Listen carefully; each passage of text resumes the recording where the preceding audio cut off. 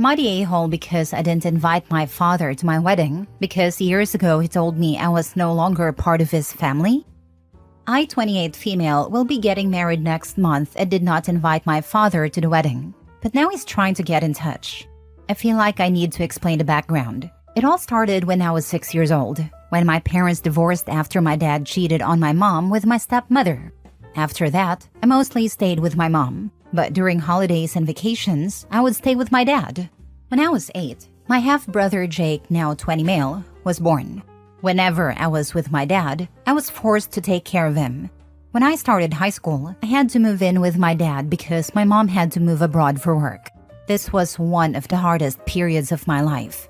My stepmother wasn't a bad person. She tried to include me in things, but she was very submissive to my father.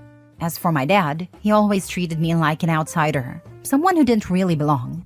I was constantly responsible for taking care of Jake, and whenever I took my stepmother and Jake out, I was never invited. One of the most painful experiences happened when I was 14. My dad announced that the whole family was going to Disney for a vacation, but the day before the trip, he told me he wanted it to be a family moment, their first big trip with Jake, so I was left home alone. This was a pattern. Whether it was trips to the beach, the zoo, or other outings, they always went without me. My dad didn't like me going out with friends or inviting them over, saying teenagers together only cause trouble. He was controlling, calling the house phone at random times to check if I was home, and even had a trusted neighbor to keep an eye on me to make sure I didn't have visitors. By the time I turned 16, the feeling of being an outsider had only gotten worse. Everything I had experienced during vacations, the exclusion, the abandonment, became part of my daily life. Things came to a head when I turned 18. My dad got a promotion and decided to take a family trip to Europe. Since it was my last year of high school, I thought I'd finally be included. But then he told me he didn't have enough money for a trip for 4, so it would just be for Jake's 10th birthday, and I had to stay home. That's when I snapped.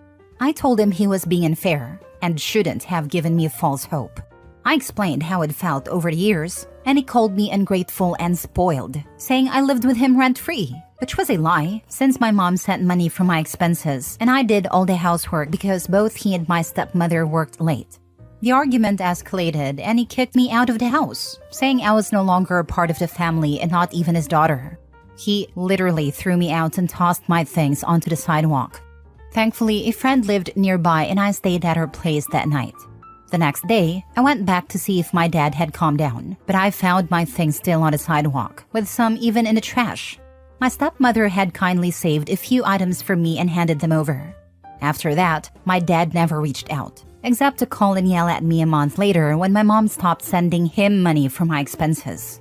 A few months later, I got into an engineering program in another state, where I met my now fiancé, Mark, 29 male. He was a senior and we quickly connected, realizing we had a lot in common. We started dating, graduated, and now work in the same field, although at different companies. A few months ago, Mark proposed, and I happily said yes. I have social media but rarely use it. I've had Instagram for about 6 years and haven't even posted 10 pictures. I think a relative must have told my dad about the wedding because about a month after I accepted the proposal, he reached out through Instagram, saying he was excited to help with the wedding. I was surprised, both by the message and that he thought he'd be walking me down the aisle. I responded, telling him that my stepfather would be walking me down the aisle and that the wedding would be small, just for close family. After that, I blocked him. Inspired by stories I've read on Reddit, I expected calls, messages, and letters full of insults like ungrateful or spoiled. But instead, I received a letter delivered by Jake. Yes, we're still in contact. In the letter, my father expressed how sorry he was. I won't quote the exact words, but to summarize, he said that after kicking me out, he lived life as if normal with my stepmother and Jake. But when he saw pictures of my graduation with my mom and stepfather, he began to feel regret. He wanted to talk to me, but was too proud to reach out. Now he realizes that his pride got him nowhere, and he wants to fulfill one of the plans he made when I was born, to pay for my wedding and walk me down the aisle. Honestly, I don't know what to do. I've moved on with my life, and his attempt at redemption after all these years feels a bit too convenient. Am I the a-hole for not wanting to include my dad in my wedding despite his apology? Edit. My stepfather is amazing. He always goes out of his way to include me in everything, and my stepsisters are wonderful too. When he found out that my father didn't take me to Disney, he planned a trip for the next holiday and took me, my mother, and my stepsisters. This is one of 1,000 reasons why I want him to walk me down the aisle. For those asking why my mom and stepfather left me with my dad, my mom works as a programmer and accepted a job abroad to save money for college and a future. My stepfather is a researcher and was doing postdoctoral work at the time. My stepsister was the first person to talk to me after I was kicked out. She visited me 2 days later and even stayed for a few days, though I was crying so much I barely remember. I didn't move in with her because she lives in another state, and I was close to finishing my classes and final exams.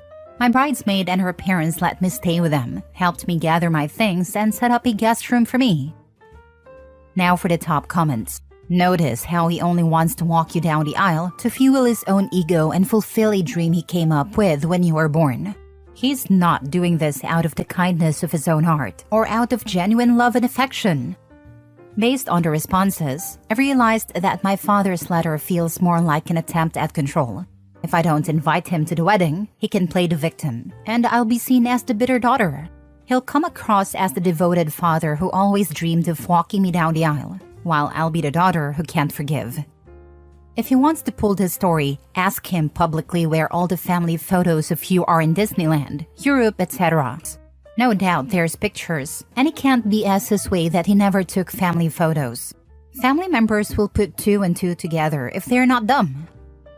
That's exactly what he wants. He wants his public image of being a good dad on show even though he's a monster. Your sperm donor kicked you out 10 years ago. You owe him nothing. Weddings aren't a time to resolve an issue. Tell Jake that his father isn't your problem. It's your wedding. Sperm donor doesn't get an invite. I hope you have a beautiful wedding and an amazing married life. I loved the terms DNA donor and sperm donor. I really think I'm going to start calling him that. Mark is even joking that my DNA is 90% from my mom, so he can't be called a DNA donor. But yes, I'm looking for the best way to respond to Jake so he starts referring to my dad as the sperm donor. My personality tells me to respond politely, but Mark thinks I should be short and blunt. And thank you. I will plan to make the day as special as possible. It'll be a day just for me and Mark. Next story. I told my daughters that I was moving on with the separation anyway.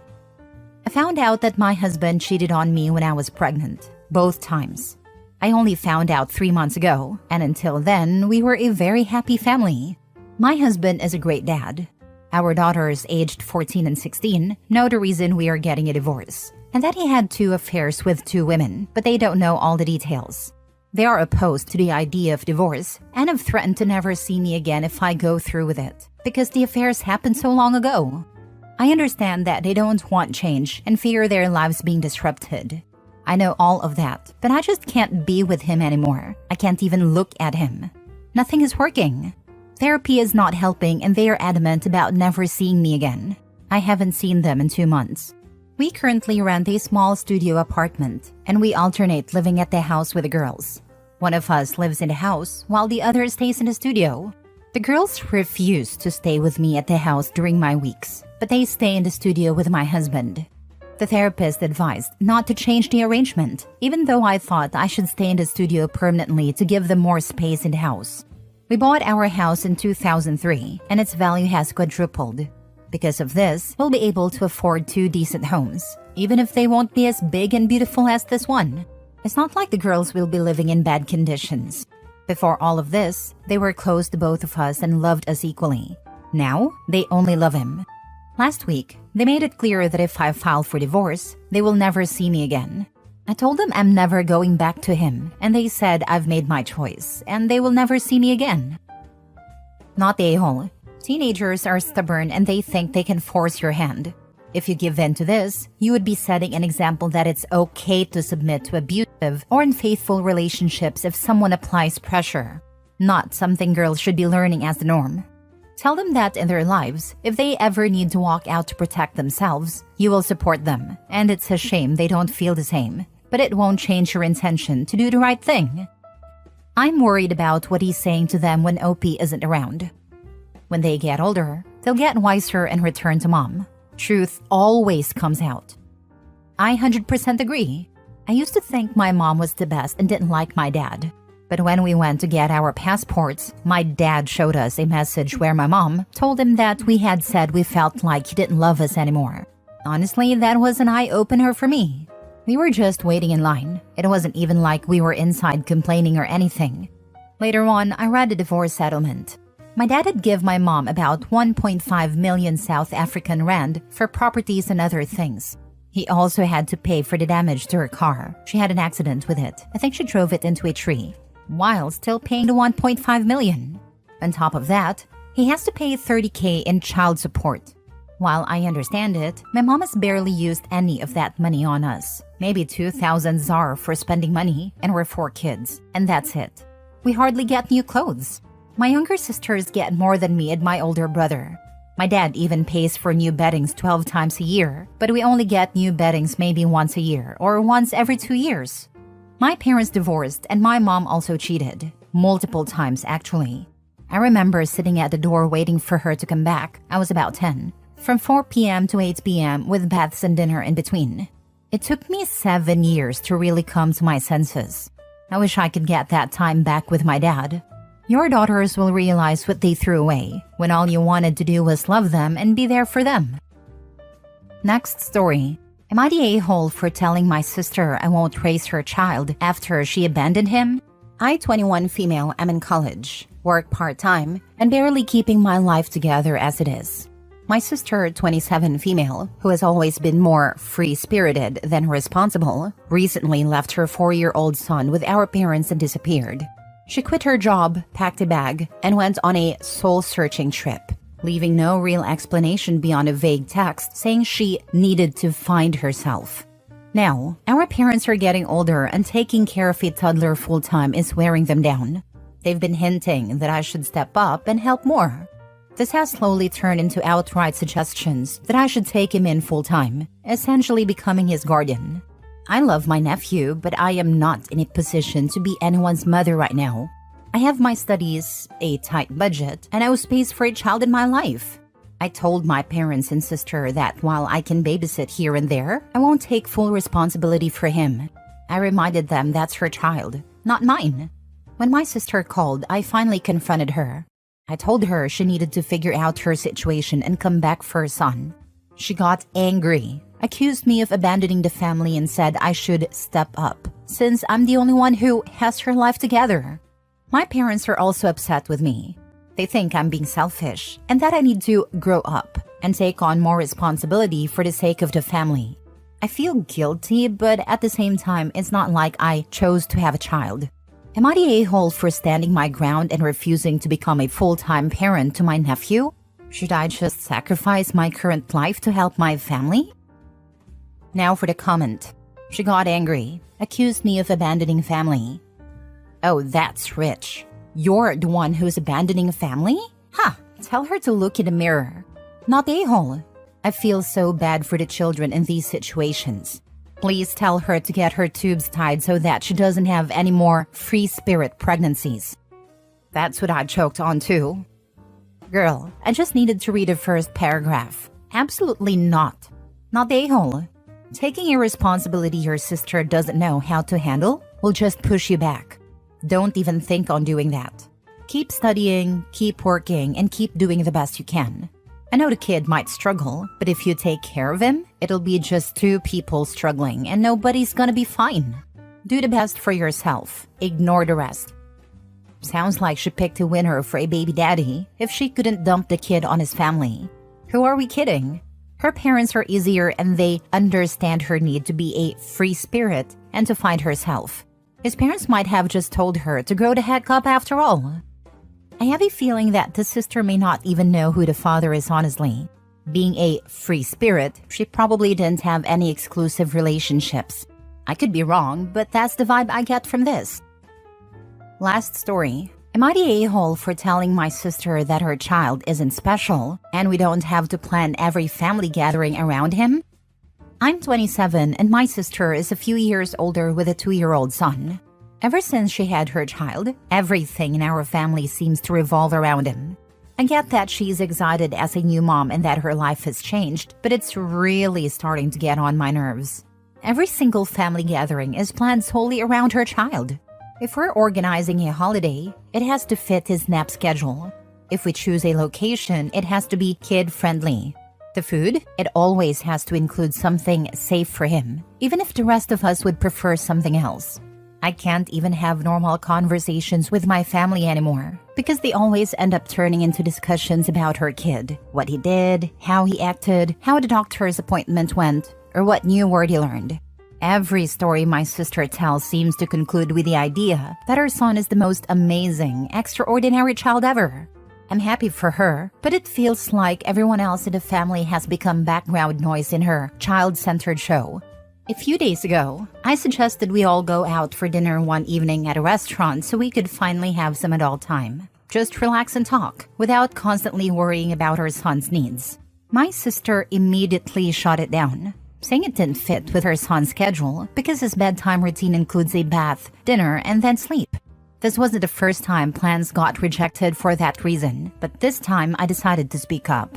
I told her that her child isn't the center of the universe, and that we don't need to plan every single family gathering around his schedule.